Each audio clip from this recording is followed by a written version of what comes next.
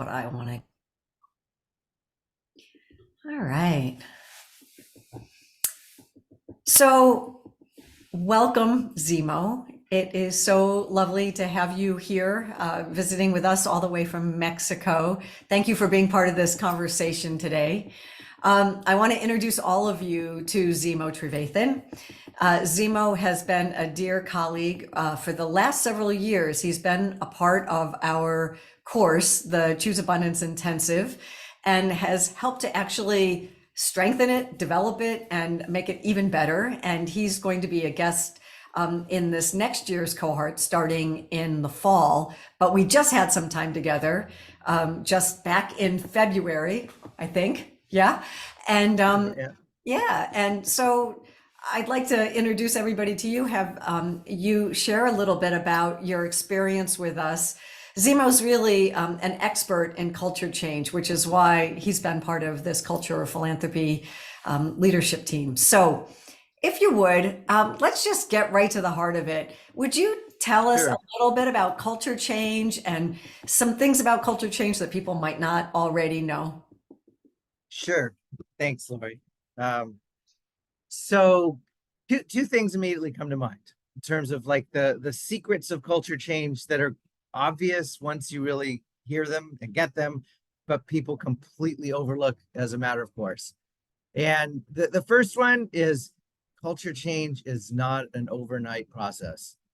It takes time.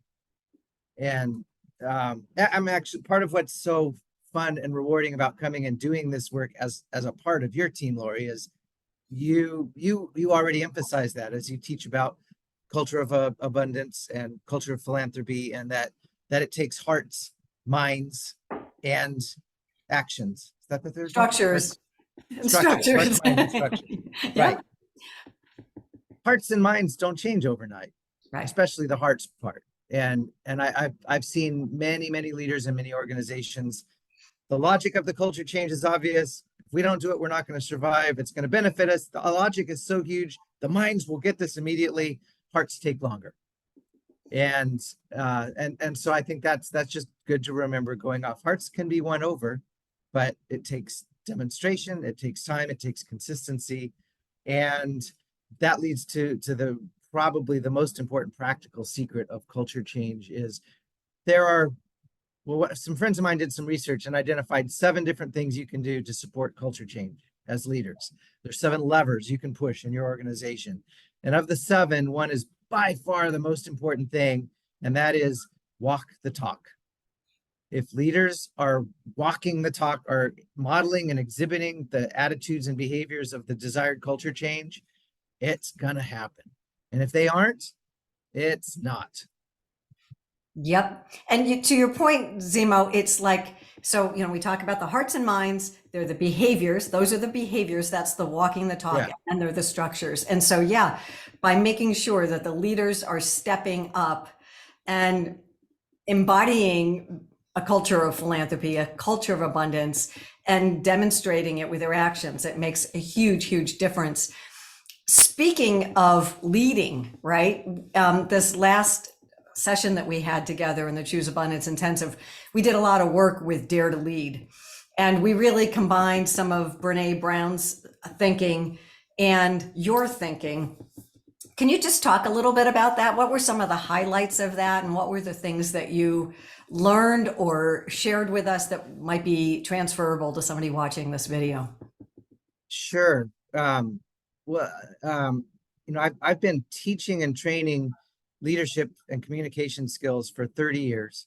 And I knew of Brene and I'd seen a couple of videos, but you asking me to read the book and kind of integrate that into my approach, it changed how I think about it. Brene Brown is definitely one of the forefront leaders, researchers, and teachers in all this. And I think that the thing that most stuck with me out of it specifically was the simple phrasing. The story I'm telling about this is blank. Brene's really emphasizing that we make up stories about the facts, and then for the most part we tell those stories as if they're the truth, but owning this is the story I'm telling. It's such a perfect fit into all of the other ideas and attitudes of culture of philanthropy. the generosity it takes, and the egolessness. Yeah, and the authenticity, right? It's about being very real, which fits well into identifying the paradigm, the framework of scarcity thinking, and how scarcity language and thinking influences how we behave, and how important that is for building a culture that fosters generosity and giving and sharing of resources. As you think about that, is there anything that strikes you around the connection? I know you and I have had a couple of conversations offline, not during the course, right? About the two different worlds that we live in, right? That we can live in scarcity and fear, or we can live in a place of abundance and possibility and thinking bigger. How does that resonate in your work that you do around culture change with all different organizations, including the work that we did together? It to me, it's become a pretty fundamental checkpoint. It's like an on-off switch, like a light switch, where that noticing when I am in a scarcity mind frame or an abundance mind frame, or working with my clients either individually or as a team, it's a recognizable state that it's either on or off. And when that light switch is off, when we're coming from, broadly speaking, a scarcity mindset, nothing works as well. And that's, I mean, to me, it's just it's astounding. It's not about money. It's not about wealth. It's simply about, are we bringing an attitude to the situation that more deeply connects us with the resources available, or are we bringing attitudes that block us from hearing each other, block us from building on our collaboration? And I've been astounded at how it just applies across the board. Relationships, the organization, how I wake up in the morning.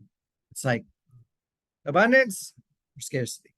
Right. And one of my favorite pieces of your work that you've done is the work you did writing the chapter in my book, in Choose Abundance, and really giving us some tools. And that was one of the things we were able to work with in our cohort learning, was to look at some of the distinctions where you talk about getting centered, right? And getting clear about where your head is and having difficult conversations and how to lean into some of those.